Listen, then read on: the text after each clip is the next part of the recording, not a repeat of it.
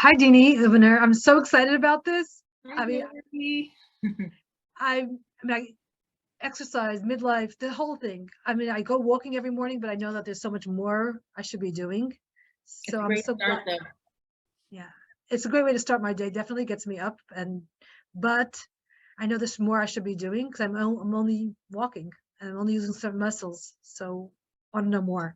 Right. Well, if anyone's not walking yet, that's a great place to start. It's easy. You don't need any equipment. Just your sneakers Right. and Well, a I mean, water bottle. And a water bottle. yeah, totally a water bottle, definitely. Especially where you live. Yeah, so yes, but it is lovely. It's 6 o'clock in the morning, but I guess you can do it at any time. But it's a nice way to start the day. But Yeah. Any time of day, you find a pocket of time or you squeeze a pocket of time, even if you don't have it, just go. so before I was made a real time to go walking, I used to at least park at the further side of the parking lot. So at least I got myself a small opportunity for walking, small opportunity for exercise. Yes. And that's what I always used to tell my kids is we don't have to find the closest parking spot. It's an opportunity for exercise. So, but now I'm glad I figured out where to put it into my schedule. I got an hour of walking every morning. Good for you. Right. But now I want to know more. What else should I be doing? Could I be doing? A good thing to add to your routine is weight training.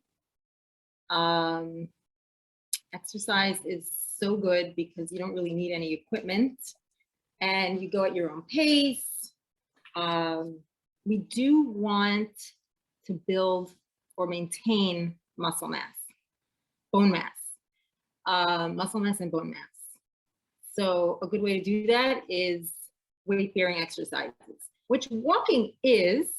You can also get a weighted vest to add some impact to that, but targeting certain muscle groups will help keep that menopause spread, as they call it, at bay. Okay. Working your arms and legs and abs and back, all these things they're so good to build your muscles and your bones. We also want to avoid osteoporosis as we get older. So letting your bones get brittle leaves you prone to ruptures and breaking, and we don't want that. Right. So we'll talk about some of those exercises. And can we do them at any point? Is it an exercise regimen, or can I just do like 3 minutes of something here and 4 minutes over there, like if I'm between phone calls, or how does that work?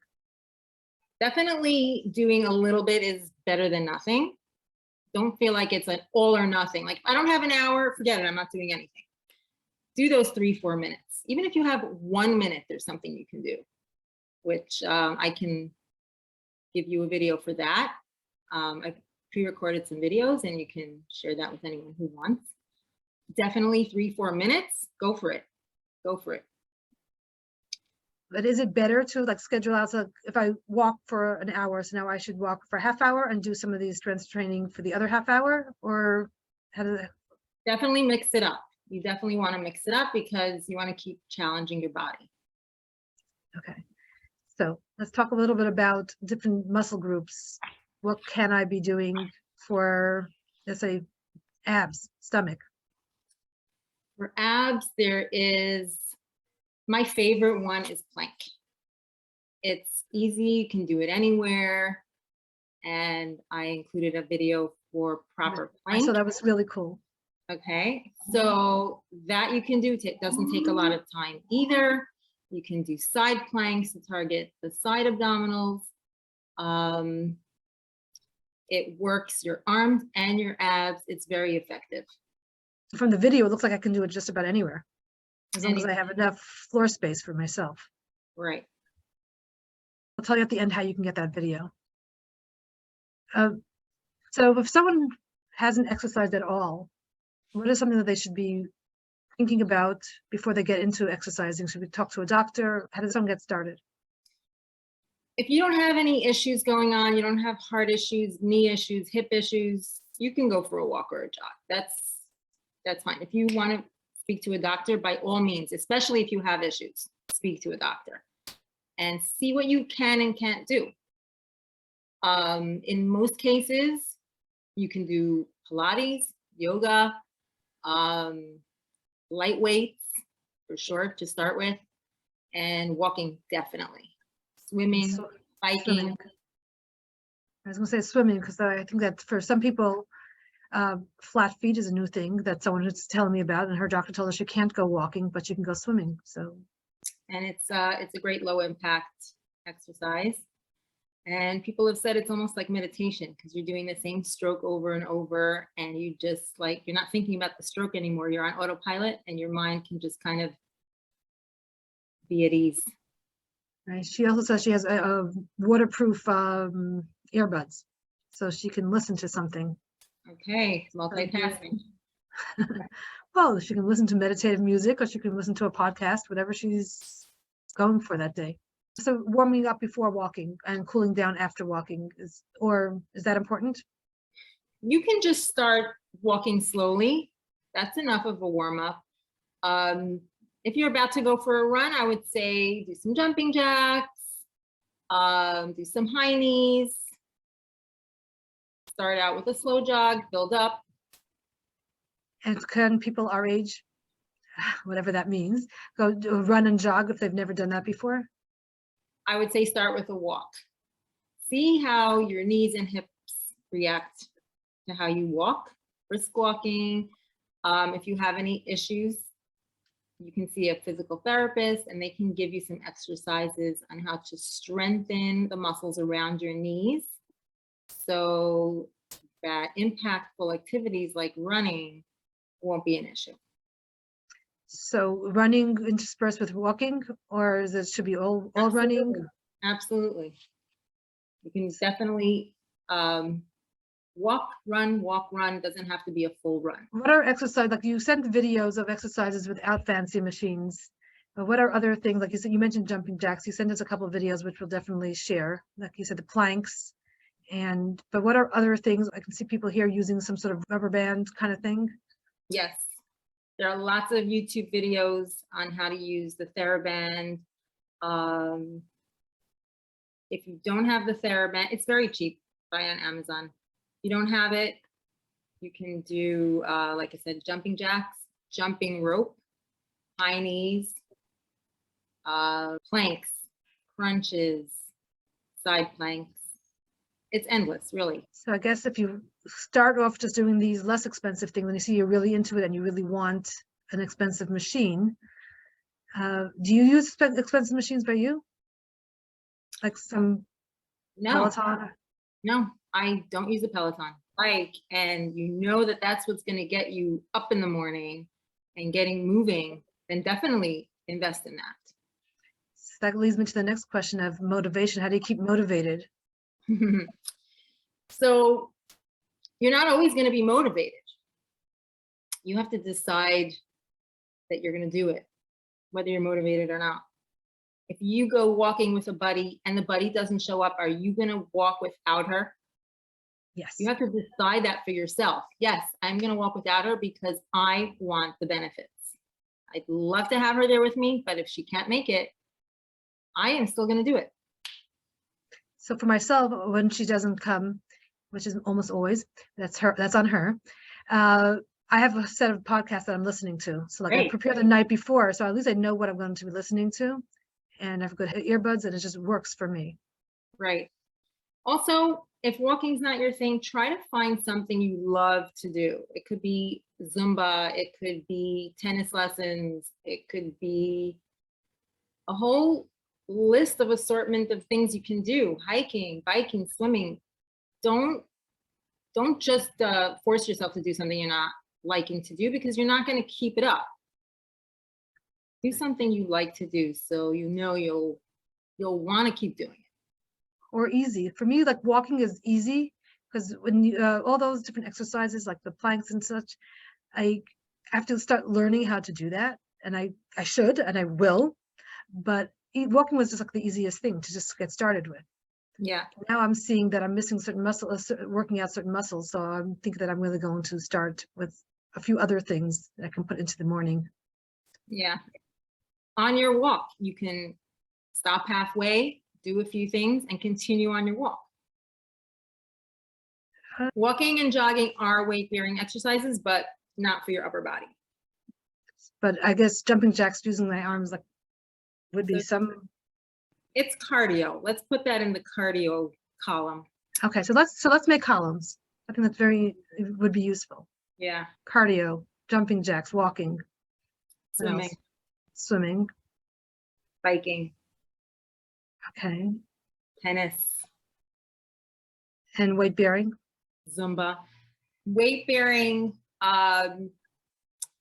machines in the gym, or if you're at home and you have weights at home, start with light weights. You can do biceps, triceps. You can look up any exercises on YouTube, or we can send out a quick video of simple bicep and tricep move. Bringing your arms up overhead with the weights. So those are for upper body and shoulders. And for legs, you can do lunges. You're using your legs for all those things like running, jogging, biking. So that's all great. So invest in a little bit of weights. And what would we start with? 1 pound weights? 5 pound weights? I would say 3 pounds. Start with 3. I'm curious about that vested thing that you said. It's like literally a vest with weights, like a weighted vest. A weighted vest, they sell it on Amazon. Just look up weighted vest, go for a walk. And that helps with the upper body. See, when you're walking without that, you're working your legs. Right. When you add that weighted vest, now you're carrying something on your upper body. And how much does that weigh? I'm so curious. I've never seen that. They have different weights. I'm just imagining all the sweat underneath that. Huh? Yeah. Which actually goes to the next thing about what to wear. Now, of course, you can wear anything, but what is it ideal to wear? Wear something comfortable. Wear something you're excited to put on. If you're going to a yoga class or a Pilates class, try not to wear an oversized t-shirt because that will get in the way of some poses. But anything else, whatever you feel comfortable wearing. So the sweat whisking thing is real? It is, but if you prefer an oversized cotton t-shirt, go for it. All right. So the meaning that doesn't have to cost anything. You don't have to buy anything. Get yourself into it first. Or if you're the type of person who, if you buy yourself something, you'll actually maybe use it and buy something first. That's right. I happen to love putting on some cute exercise clothes. It really gets me going. I mean, we mentioned drinking. Drink before, during, of course after, but should we drink like a whole? All 3. You could start hydrating a half hour before your workout, drink during, drink after, especially if you're running in humid weather. Right. Walking in humid weather, you want to hydrate. Be aware of hypothermia, not hyper.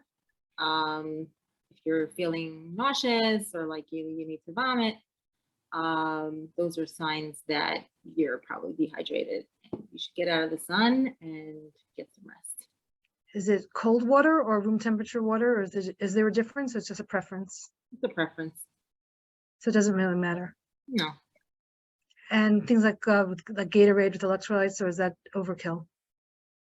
I would stay away from those unless you're dehydrated. At that point, you want to get, your hydration levels up as quickly as possible. But to prevent that, just drink regular water. So, and how much water for within an hour is like one of those small sports bottles, a bigger one? No, go for more. Go for more. 16 to 24 ounces. Because I mean, I will go walking for an hour and I don't see, almost nobody is carrying any water. So I'm just really curious about that. Wow. Almost nobody. Are there any water fountains along the way? There are, but I don't see people using them. Like maybe they drink right before and after, but it's very humid. True. You don't even know. Are they just going for a 5-minute run, a 10-minute run? True. I don't know. I'm not as worried about them. Right. Yeah. Because I drink before and I drink after, but there's an hour of not drinking. And I just feel like I don't want to start carrying something else and then figuring out where to throw it out. Uh-huh. or, How do you or feel carry. during that hour? I feel fine. I mean, as soon as I come back, I feel like I should drink that whole water bottle that's sitting for me on the counter, slowing down because I'm not. I'm just wondering if I'm doing something that is not optimal or if I can just get away with it. If you're feeling fine, it's fine. I personally, I don't see myself being able to last an hour without water, even if I drank before. And I'm walking quickly. I'm not running and I'm not doing anything else, but I'm just wondering. I recommend taking a water bottle along. Okay, so I'm walking in the humidity of Florida, but I'm wondering about people in the cold in New York, what they should be wearing, layers, or should they go out a little bit cold, like be a little cold as they start because they're going to warm up? How does that work? I say wear layers that you can take off as your body heat rises. And personally, I don't like feeling cold as soon as I step out the door. So I'm gonna be warm when I step out the door. If you don't mind being cold for the first 10 minutes, then you don't have to layer up as much. But it's a preference. So there's no concern about overheating. No, if you start to overheat, start taking those layers off. And is it wrapping around your waist? Like, what are we doing with that? Yeah, Like yeah. literally? Wrap it around your waist, exactly. So it's like open the zipper and then take it off and then keep going. There's something that you can easily wrap around your waist. If it's a bulky coat, you can't do that. The first layer would be something thinner, so you can take that off. And then the sweatshirt underneath that. Is it a sweatshirt or is there something specific that you can wear? I would say take things like zippers that can be easily removed and wrapped around your waist. There's different, some are bulky, some are more compact. All right. And how about walking in the snow? Is that more exercise? It works your body more actually if you're working out in the cold. So you do want to be dressed warmly and you want to pay attention to hypothermia. If you start to shake, from the cold, you better get inside and get warm. Pay attention to your fingers and toes, your nose. Some people tend to get colder faster, like me. So I'm not going to be outdoors for too long unless I have all the gear. And as far as like literally walking in the snow, because I think it feels like the muscles work differently. Is that really true? Yeah, you're taking bigger steps, right? So you're working harder. Yeah. But it also feels like it's different muscles. Maybe like the muscles that you use to go up step, your hamstrings. So like walking on the sand of the beach feels different than walking on the sidewalk. And so I imagine that if it feels different, does that mean that I'm working different muscles?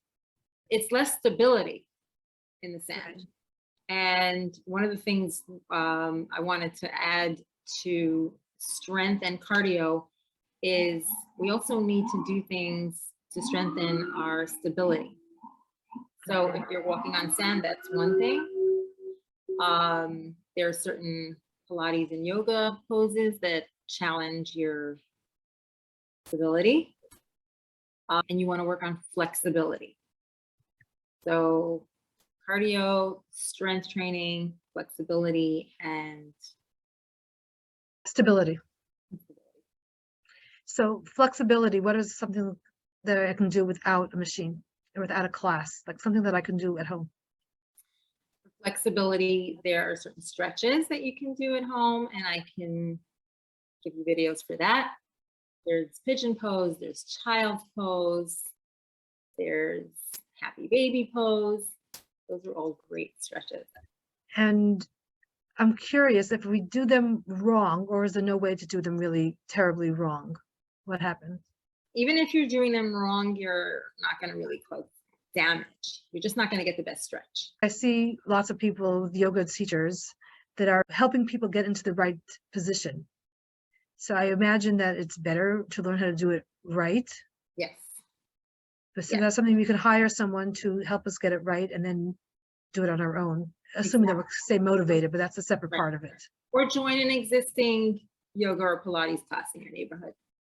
But for some people, that's a cost or a schedule thing. So at least get to know what to do and then do it on your own, assuming that you stay motivated. That's for some people, to join the class is the motivator. Like there's other people there and it's scheduled. And if I'm don't have it scheduled, I may not do it. Right. But I'm not talking to people's budgets or time constraints, but you can do it nonetheless once you know how to do it. Or I can do it. Right. If you're going to take the time to do it, you want to know you're doing it right. You want to get the most out of your move, out of your time. So yeah, you want to do it right. And watching videos, like kind of following along a video, would that be almost as good? Or is it still best to at least get a trainer to know that you're getting into the right positions? Well, they both have benefits, right? If somebody's in person, they can see exactly what you're doing and they can tweak what you're doing. But they're not there when you're turning the YouTube video on at 10 p.m. at night to help you. So there's pros and cons to both. You know, the YouTube videos are very accessible. It's great to have someone show you what to do. What if you forgot? You know, watching a video would be great. So what I'm thinking that I'm going to do based on this is get somebody who will pick some videos that I can do and show me that I'm doing the video correctly. So it kind of gets both. That's a great idea.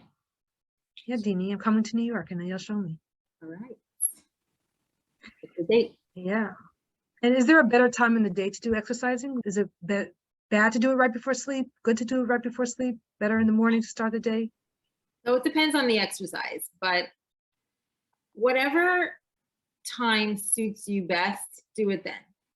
If you're going to decide I'm only working out in the morning and then you don't have time in the morning and then you don't get to do it because you didn't do it in the morning, then you're not gaining anything. Right. If you're trying to lose weight, the morning is the best because you're doing it before you eat breakfast and you're dipping into your fat storage to use that energy for your workout. But if you do it after lunch, you might have a more powerful workout because you've already eaten something. And I don't mean like right after lunch, wait for that food to digest. There's benefits to any time of day. If you find that doing something high cardio in the evening messes with your sleep, then that's not a good time for that. But it would be a great time for Pilates or yoga or any kinds of stretching or legs up the wall, which is like my all-time favorite to do any time of day, but especially right before bed. That just interesting. Yeah, and I'll send you a video for that too. Why? I'm just curious now. Why is that especially good before bed? It kind of relaxes you, and you've been on your feet all day, and it kind of lets the blood just drain the other way. And it releases, like the hips are holding you up all day. It just releases the hips, and it's all very relaxing right before bed. That totally makes sense, but I would never have thought of that. And how many repetitions of that? So if you do that, you know, if you have the patience to do it for 20 minutes, half hour before bed, great. If you don't, even just 5 minutes is good. Start with 5 minutes. See how much time you can tolerate just doing nothing. So it's just like laying on my back with my legs against the wall for X amount of minutes? Yes. That's all it is. And that does what? Like I said, it takes, you know, you're on your feet all day. Right, but what muscles, or is that stability, or is that flexibility, or is it just getting everything back aligned? It's getting everything back aligned. You're releasing all the pressure in your legs and in your hips and just sinking into it and letting your body relax. And I can combine that with meditation. Yes. Or if you want to do some yoga moves before legs up the wall, combine that and make it a whole, you know, restful way to end the day. But even if you don't have time to do all that, just those 5 minutes with your legs up the wall is amazing. And especially at night. Yes, yes. I do it, you know, if I have a crazy day and I know that I'm going to be on my feet all day and I'm running around and I'm going to be stressed out, I try to make time in middle of all that craziness to just have my legs up the wall and it resets me. It's amazing. That's so cool. Like it's just a reset, so as a calming reset. Yeah, calming reset. Your feet are ready for hours. You're gonna be on your feet for several more hours. This is a way to just like give yourself a few minutes to get back to yourself. So what do you put under your back as you're laying on the floor? Nothing. You can be on a mat. You can be on a mat, on a towel, on your rug, carpeting, whatever. And the head should be as flat as possible, or under a pillow can work? You can be just flat on the floor. Okay. And you'll see in the video, it's a quick, less than 30-second video, how to get in, how to get out. Oh, okay. So there's an in and an out there too. Yeah. Okay. All right. So that's my schedule for tonight. Yeah, we are recording on Hanukkah, so after the donut, or not, maybe I won't have a donut. Have the donut. I know. That's what I tell myself. It's just once a year. Enjoy all the different flavors. Don't have more than one donut, or maybe have a half a donut, but enjoy the flavors. Don't deprive. Right. Which is another question is, we were talking a lot about exercising for strength and stability and flexibility. Someone asked the question that she's been exercising for a while and not losing an ounce. Is that something that she's exercising wrong? Maybe it's her eating, but put aside the eating, assuming that she's eating correctly too. Yeah, so I would want to know what's going on with her nutrition. I'd want to know what type of exercises she's doing. If all she's doing is cardio, then she should add some strength training. And another thing, in midlife, studies have shown that middle-aged women tend to hold on to more belly fat because of the cortisol hormone, the stress hormone. So the more stressed you are, the more the pounds are going to stick to you. So if you can do some restful things like yoga, anything that de-stresses you, it doesn't have to be yoga, anything. It can be going for a walk, it can be meditating, swimming, whatever, anything that de-stresses you. It could be a hobby, like totally nothing to do with exercise at all. Your hobby, exactly. Anything that de-stresses you. Just talking to a friend. So talking to a friend, or I don't know, painting, can help you lose weight. Yeah. It helps you de-stress, and by de-stressing, you're lowering your cortisol levels, and those are the levels that are causing us to gain weight around our bellies. So again, so de-stressing will help release that cortisol, which will release those pounds that are just sitting there because my body's not allowing it to release because I'm stressed. Right. Sometimes we think like, maybe I'm not working out enough. I need to work out more. I need to work out more. And that's just stressing you out even more. And then you're not losing the weight because it's all about the cortisol. So it's worth testing it. Yes. Instead of working out, talk to a friend every day for a week, or whatever is the hobby, or whatever is your de-stressor. Whatever it is that makes you feel de-stressed. Okay, but that being said, let's say the abs are a little flabby. There are some exercises that you can do specifically to tighten that. Absolutely. Absolutely. Like the plank that I'll show you how to do is a great exercise for your abs. Very effective. There's so much here for me to think about. So I'm glad we had this conversation. As far as those videos, they're really cool. I mean, I'm looking forward to doing them. If anyone wants those videos, DM me or send me by email and I'll send them to you. So send me your phone number or your WhatsApp and we'll just get those to you. So there's really, they're really short and they really, I'm compelled. I'm doing that tonight. I'm motivated. I'm going to do those tonight. Try them out. So, I cut them really short so you can be in and out in under a minute. Yes, thank you. I'm really excited about them. So thank you so much for this conversation. I learned a lot. And if anyone wants to reach out to you, Dinie, you do work in Brooklyn, right? Yes. So what's your contact? You can email me at dinie18@gmail. That's DINIE 18@gmail.com.